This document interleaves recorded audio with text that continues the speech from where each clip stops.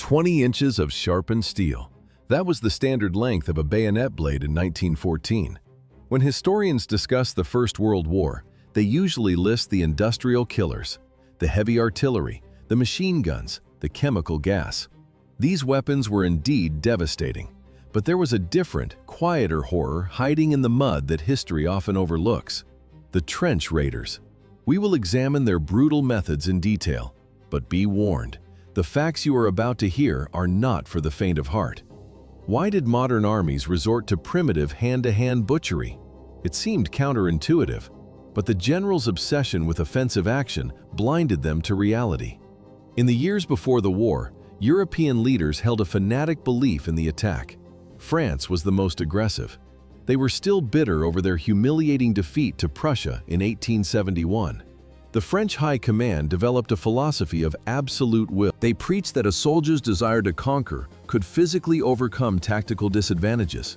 They believed spirit was stronger than bullets. This was not a metaphor. The commitment to this idea was total. A proposal was made to replace the Army's bright red trousers with a less visible color. The command rejected it immediately. They argued that camouflage would destroy the fighting spirit. Visibility was a point of pride. The bayonet stood at the center of this doctrine. Before 1914, the strategy was simple: maximize reach. Nations competed to build the longest rifle-bayonet combination. The goal was to stab the enemy soldier a split second before he could stab you. The footage shows the French Lebel Model 1886. The blade is 20 inches long. It features an X-shaped cross-section. This design was not accidental. It was engineered to punch through thick wool uniforms and bone without breaking. When a soldier attached this bayonet to the rifle, the weapon became a spear 6 feet long. The Germans respected its lethality. They gave it a grim nickname, the French Needle. Germany responded with their own engineering. The bayonet for the Gewehr 98 rifle had a blade just under 20 inches. The combined length was 5 feet 9 inches. This was not just for fighting other infantry. The length was calculated to allow a soldier on the ground to strike a cavalryman riding a horse. At first glance, a modern military force, but in reality, they were planning for the battles of the previous century. Training manuals broke combat down into a science: thrust, parry, lunge. Instructors identified the primary targets: the throat, the breast, the groin. French troops drilled in tight formations, standing elbow to elbow. They intended to deliver a massive shockwave of steel upon impact. But this was only the beginning. One specific German weapon caused a panic: the sawback bayonet. This blade was issued to pioneer and engineering units. Its spine featured 29 double teeth. It was a tool designed for labor. Soldiers used it to saw through brushwood, fence posts, and wooden supports for artillery. There was no mistake. The Allies saw something else. When British and French troops found these blades, they ignored their practical purpose. They labeled the sawback a symbol of Germanic barbarism. Propaganda claimed the serrated edges were designed to tear guts and cause incurable wounds. The reality was different. In actual combat, the sawback was a liability. The teeth often got caught in the enemy's clothing, leaving the German soldier unarmed and vulnerable. But the fear of retaliation was real. German troops realized that being captured with a sawback meant execution or torture. They took action. The archives record soldiers grinding the teeth off the blades against stones. Thousands of bayonets were recalled and smoothed down before being reissued. Then, the theories faced the test. The war began in August.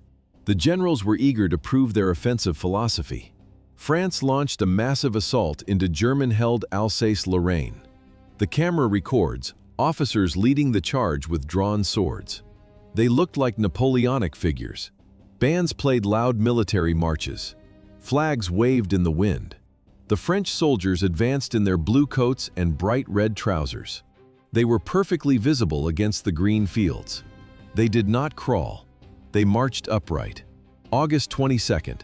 The columns walked directly into the kill zone of modern industrial warfare. The slaughter began. 27,000. That is the number of French soldiers killed in a single 24-hour period. August 22, 1914. It became the deadliest day in the entire history of French warfare. The generals had promised a revolutionary, undefeatable tactic, but the battlefield commanded otherwise. Machine guns and heavy artillery tore through the ranks. The French infantry fell in heaps. The barbed wire caught their bodies. They died long before they could get close enough to use their bayonets. But the slaughter was not one-sided. The Germans soon suffered their own catastrophe when they attempted the exact same strategy. During the First Battle of the Marne, Crown Prince Wilhelm grew impatient. He ordered 100,000 German soldiers to fix bayonets. The command was simple: charge the French lines under the cover of darkness. It was a massive gamble. The French 75mm guns were waiting. The crews opened fire directly into the packed gray ranks of the German infantry. The darkness turned from an ally into a trap. German units panicked. Chaos took over the lines. In the confusion, 2 German battalions fired on each other at point-blank range. The muzzle flashes illuminated the fratricide. By morning, the assault had suffered 15,000 casualties. But this was only the beginning. These early disasters forced a change in strategy. Frontal assaults were suicide. Both sides attempted to outflank each other, moving north, trying to find an open edge. But a new factor in warfare made surprise impossible. Why did the flanking maneuvers fail? Because the sky was no longer empty. The first primitive airplanes buzzed overhead. Pilots looked down and saw the troop movements. They signaled the coordinates. The element of surprise vanished. Defenders saw the attack coming hours in advance. They moved their new artillery and machine guns into position. Infantry charging across open ground met a wall of fire. Survivors had only one option. They stopped running. They took out their shovels. They dug into the earth to survive. The fighting moved northward. Temporary foxholes became deep trenches.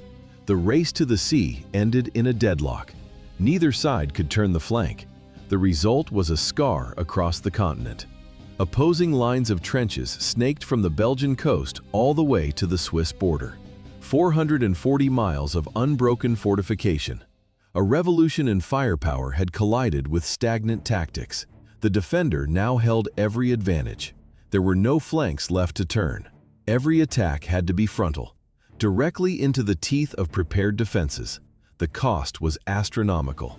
Over 4 million men were killed or wounded in just the first 5 months. The commanders were paralyzed.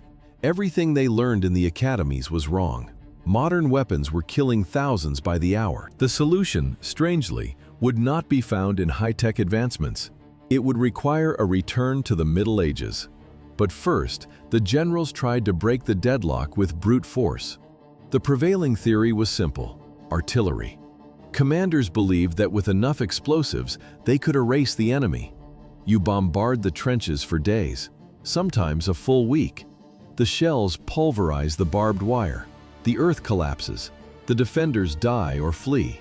Then, your infantry simply walks across no man's land to occupy the ruins. That was the plan. The reality was a disaster. The most notorious example occurred at the Somme. The British artillery fired over 1.5 million shells during a 7-day bombardment. The noise was deafening. The ground shook for a week. Commanders were so confident in the destruction that they issued a fatal order. Soldiers were told not to run. They were to walk, maintain the line. Discipline was prioritized over speed because the Germans were assumed to be dead. At first glance, a calculated victory, but in reality, a death sentence. The optimism proved catastrophic. The Somme is recorded as the deadliest day in British military history. The bombardment had failed. The Germans had anticipated this. They had built deep dugouts some 40 feet underground. They reinforced the walls with concrete. While the British shells exploded on the surface, the German soldiers sat in the dark, 30 feet below, waiting. The moment the shelling stopped, they scrambled up the stairs. They manned their firing positions. They looked out and saw thousands of British soldiers walking slowly across open ground. The machine guns opened up. The result was a massacre. Commanders refused to accept the data. They sent wave after wave of men over the top. Even if a unit managed to capture a section of the trench, it meant nothing. There were always 2 or 3 more defensive lines behind it. The attacking force would be battered, exhausted, and low on ammo. The enemy counterattack would sweep them out within hours. After a day or two of bloodshed, the map remained unchanged. Nothing was accomplished except the removal of bodies. Massive frontal assaults were useless. A different approach began to emerge from the desperation. The camera records. Small groups of men darkening their faces with mud. They leave their rifles behind. They pick up clubs and knives. These were the first trench raids. Small-scale hit-and-run attacks at night. The goal was not to hold territory. It was to slip in, kill, capture intelligence, and vanish before the enemy could respond. Early experiments happened immediately, but the tactic was perfected by the Canadians. Hand-to-hand combat was about to change. It became personal. It became horrific. The era of long-range warfare paused, and the era of the trench raider began. They carried weapons that belonged in a museum, not a modern war. Thus, the battlefield regressed centuries in a single season. 7 feet deep, 6 feet wide. That was the reality of the front line. Above the head, 3 feet of sandbags blocking the sky. The German trenches went even deeper, digging 10 to 12 feet down, reinforced with heavy timber and concrete. But the most important feature was the shape. The lines were never straight. They were jagged, built in a sharp zigzag pattern. Why did they dig in zigzags? It wasn't an aesthetic choice. It was pure survival physics. If a trench ran straight, a single artillery shell landing inside would be catastrophic. The blast wave and shrapnel would travel down the entire length of the corridor. Everyone inside would die instantly. The zigzag changed the math. The blast hit a wall of dirt. The explosion was contained to one bay. A few unfortunate soldiers died. The rest survived. But this safety measure created a deadly trap. Because of the sharp twists, a soldier could never see more than 30 feet ahead. The corridors were cramped. The mud was slippery. In this claustrophobic maze, the standard infantry rifle became a liability. Armies had spent decades engineering longer barrels for accuracy at 300 yards. They attached bayonets that turned guns into spears. Suddenly, these weapons were useless. A soldier turns a corner. The enemy is 2 feet away. There is no room to aim a long barrel. There is no space to thrust a bayonet.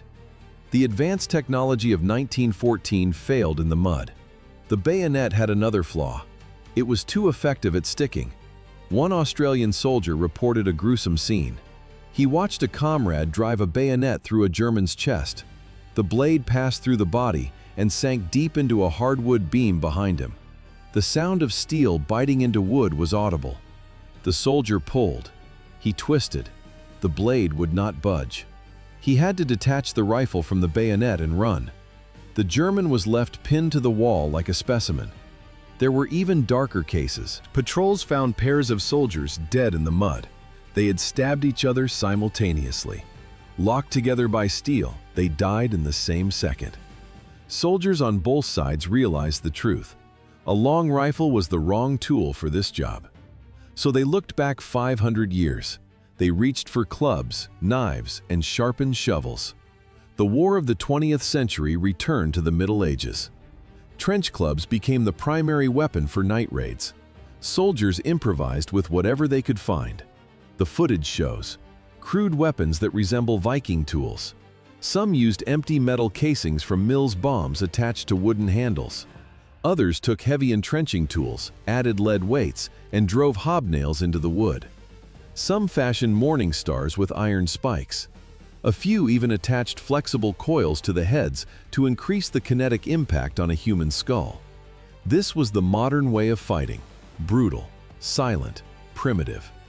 Trench knives appeared in every variety, but the American Mark I stood out. It featured brass knuckles built into the grip and a heavy spike. The handle ended in a steel cap explicitly named the Skull Crusher. These knives were issued completely black, no glint under the moonlight, no warning for the sentry. At first glance, a simple digging tool, but in reality, the deadliest weapon in the trench. The shovel proved superior to everything else. It had weight. Soldiers sharpened the edges until they could shave with them. A single blow created a devastating effect on the body. And unlike the bayonet, a shovel never got stuck in bone. The medieval revival didn't stop at weapons. It extended to armor. The Germans issued the Sappenpanzer, steel breastplates. They weighed over 20 pounds, practical for a machine gunner standing still, impossible for a soldier who needed to run. The Americans tested the Brewster body shield, 40 pounds of chrome nickel steel. It could stop a rifle round, but the soldier inside could barely move. It was abandoned. Now that the tools were set, the tactics changed. Mass assaults were suicide. Machine guns mowed down thousands in minutes. The solution was the trench raid. A handful of men, pitch darkness, no artillery preparation to announce their arrival. They crawled through the mud. They didn't need to destroy the whole line. They just needed to cut a single path through the wire. Enter a specific section, do the job, get out. The element of surprise was their only shield. But this was only if everything went according to plan. One nation elevated this violence to an art form. The Canadians became the undisputed experts of the night raid. February 28, 1915, the first major organized raid. 100 men of the Princess Patricia's Canadian Light Infantry moved out near St. Eloi. They hit the German line hard. They destroyed 30 yards of trenches. The cost, 5 killed, 7 wounded. But the message was sent. Nowhere was safe. Later, at Petit Douve Farm, the Canadians escalated. 170 volunteers prepared for the mission. They trained for 10 days. They rehearsed every movement on replica terrain. Patrols scouted the wire. Artillery softened the target. Before the attack, the raiders stripped off their identification. No badges, no letters from home. If captured, they were ghosts. November 17th, 2:30 in the morning. The weather was on their side. Heavy rain lashed the battlefield. The German sentries took cover to stay dry. The Canadians did not. They achieved total surprise. In just 20 minutes, the raiders killed 30 Germans. They dragged 12 prisoners back to their lines. They stole valuable intelligence, including new rubber gas masks. The casualties were minimal. 1 man killed by accidental friendly fire, 1 slightly wounded. Events accelerated. The objectives of these raids were rarely about taking land. The goal was intelligence. Capture a prisoner, torture him for information, find out which unit is across the field.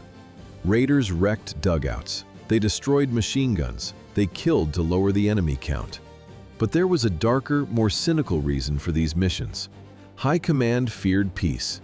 In many sectors, soldiers had developed a live and let live system. Informal truces. German and British soldiers quietly agreed not to shoot during breakfast. They didn't shell latrines. They avoided killing unless necessary. The generals hated this. Officers ordered brutal trench raids specifically to break these truces. A raid forced the enemy to retaliate.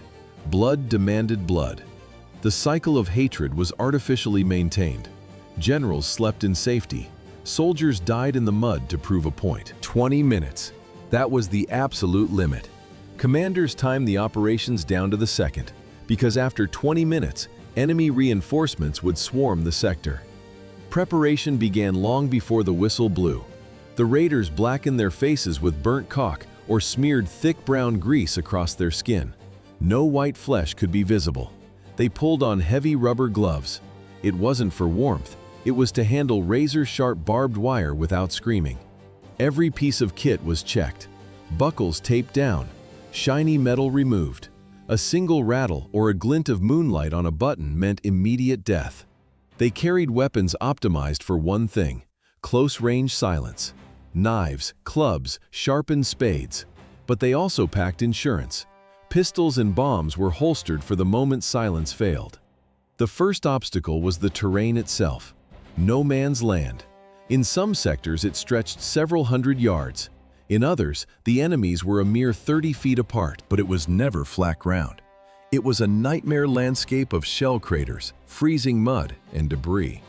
The smell was distinctive: wet earth and rotting corpses. Raiders did not walk. They crawled on their bellies, inch by inch.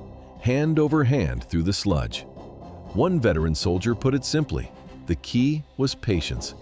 Fast movement created noise. Slow movement was invisible. But then came the wire. This wasn't a simple fence. It was a fortress of iron. Barbed wire belts could be 30 feet wide and 6 feet tall. Multiple rows of iron stakes, tangle after tangle. The enemy knew raiders were coming, so they set traps. Empty food tins filled with stones hung on the wires. One clumsy touch, one rattle, and the machine gun would sweep the area.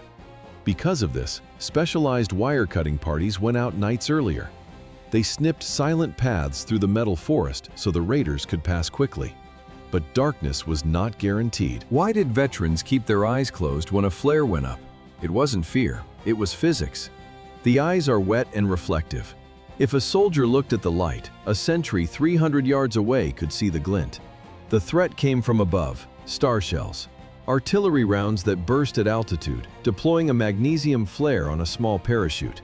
It burned with a blinding white intensity for 60 seconds. It turned night into midday. The Germans also used pistol flares, shorter-lived but just as deadly. 10 seconds of light. The rule was absolute: freeze, do not twitch. If the light catches movement, the machine guns open up. The footage from the era implies emptiness, but in reality, the dark was crowded. Listening posts sat forward of the main trench lines, small pits where enemy sentries sat in silence, waiting for the snap of a twig. Raiders had to locate these pits. They had two choices: bypass them or silence the occupants with a knife. Then there were the patrols. Both armies sent men into the void to secure the ground. Meetings were inevitable. Sometimes two patrols would bump into each other in a shell crater. Hand-to-hand combat ensued, knives and knuckles in the mud. But other times, a strange logic took over. At first glance, a target, but in reality, a mutual death sentence. If two patrols spotted each other but no shots were fired, they often froze. Both sides knew the truth.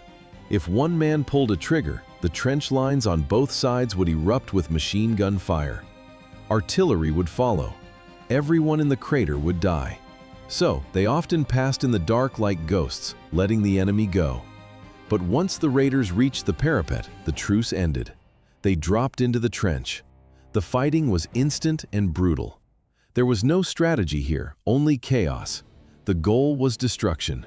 Kill the garrison. Throw grenades into the dugouts where soldiers slept. Smash the equipment. Grab a prisoner for interrogation. Every second spent in the trench increased the odds of being cut off. Then began the return journey. This was often harder than the approach. Adrenaline was fading. Men were exhausted. They dragged unwilling prisoners or carried wounded comrades through the mud. They had to cross the wire again. But now, the enemy was awake. Machine guns swept the darkness blindly. Artillery pounded the zone. Disorientation was the biggest killer. In the smoke and panic, raiders lost their sense of direction. They would see a trench line and jump in with relief, only to realize the uniforms were the wrong color. They had circled back to the enemy. Even reaching your own line was dangerous. Friendly fire took a heavy toll. The sentries knew a raid was out, but in the dark, with explosions rocking the ground, a shape coming over the wall looked like an attacker. Nerves snapped. Triggers were pulled before passwords could be shouted. Sometimes, a sentry's shift had changed, and the new guard hadn't been told his friends were out there. All this risk, all this death, and for what? Often, for nothing. Officers 30 miles behind the line simply wanted to know activity levels. They traded lives for a report on a piece of paper. Many raids were never recorded in history books because no one came back to report them. And even success had a price. A successful raid tonight guaranteed a retaliatory raid tomorrow night. The violence forced technology to evolve. Long rifles were useless in a narrow ditch. The pistol became the king of the trench. The British officers carried the Webley revolver. Reliable in the mud, heavy stopping power, but it only held 6 rounds. The Americans favored the Colt M1911. The Germans gripped their Lugers. But the game changer arrived late in the war. the MP-18. It was a machine pistol that redefined close-quarters combat. It fired 9mm rounds from a 32-round snail drum magazine. The rate of fire was 400 rounds per minute. In a confined trench, this was not a weapon. It was a meat grinder. Only 3,000 of them saw combat, but the concept was proven. It set the template for every submachine gun that followed. The trench raid had changed warfare forever. The mud washed off. The scars did not. 6 shells, 2 seconds. That was the mathematical limit of the Winchester Model 1897. The soldiers called it the trench broom, but its most terrifying feature had a specific name: slam fire. Modern weapons rely on safety mechanisms and disconnectors. This beast did not. The operator held the trigger down. The action slammed shut. The hammer dropped instantly. Bang, bang, bang. A trained soldier could empty the magazine before the first casing hit the mud. In the claustrophobic nightmare of a trench system, missing was impossible. The shotgun turned a narrow corridor into a slaughterhouse. The effect was so devastating that Berlin sent a diplomatic note. The German government officially protested. They called the shotgun inhumane. They threatened to execute any prisoner caught with a shell in his pocket. They claimed it caused unnecessary suffering. The hypocrisy was staggering. Washington's response was cold. American diplomats pointed to the German flamethrowers incinerating men alive. They pointed to the clouds of poisonous chlorine gas drifting over the fields. The message was simple: if you execute our men for carrying shotguns, the retaliation will be much worse. The war had changed. It was no longer about shooting rifles from 500 yards away. It was personal.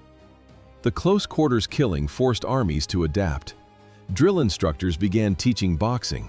They taught wrestling. They introduced programs in Japanese jiu-jitsu.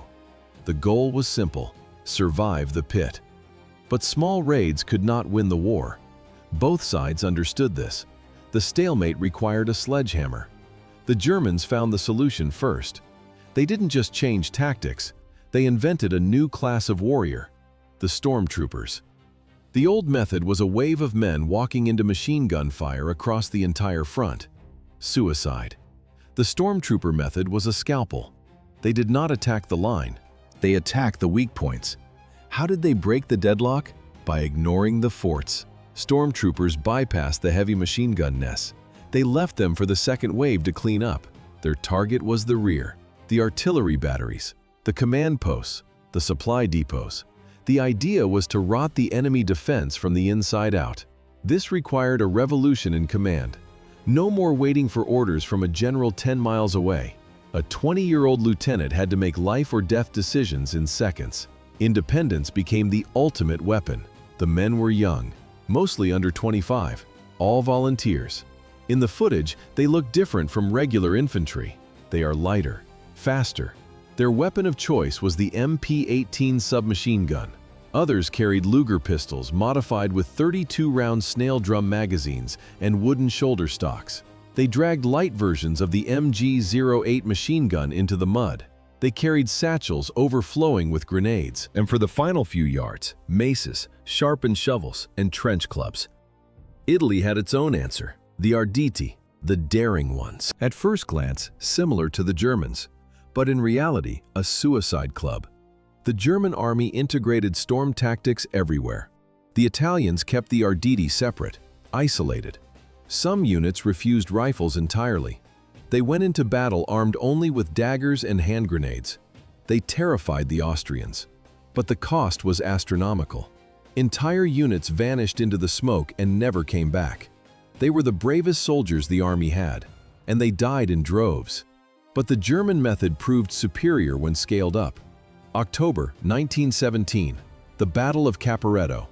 German stormtrooper units spearheaded the assault against the Italians. The result was a total collapse. 265,000 Italians surrendered. The front moved 60 miles toward Venice. Among the attackers was a 26-year-old officer named Erwin Rommel. We know him as a famous general from the next war. Here, he was a lieutenant. With only 150 men, he used mountain paths to flank the enemy. He attacked from behind. Confusion reigned. He captured 1,500 prisoners in a single morning. Caporetto was a rehearsal. The real target was the Western Front. March 1918. Russia collapsed. The East was quiet. Berlin moved 50 divisions across the continent. For the first time in 4 years, Germany actually outnumbered the Allies on the Western Front. It was their last roll of the dice before the Americans arrived in force. The spring offensive began. 5 hours. 1 million shells. The barrage shook the earth. Then came the fog. On the morning of March 21st, the mist was thick. Stormtroopers emerged from the gray wall, invisible to the British gunners. They slipped through the lines. The success was terrifying. German troops advanced 40 miles in 2 weeks. The trenches were left behind. The war became mobile. For a brief moment, it looked like Germany might win, but there was a fatal flaw. The stormtroopers moved too fast. The supply wagons, pulled by starving horses, could not cross the cratered wasteland the artillery had created. The guns could not keep up. The spearhead was dulling. The best soldiers, the fittest, the bravest, were at the front. They took the heaviest fire.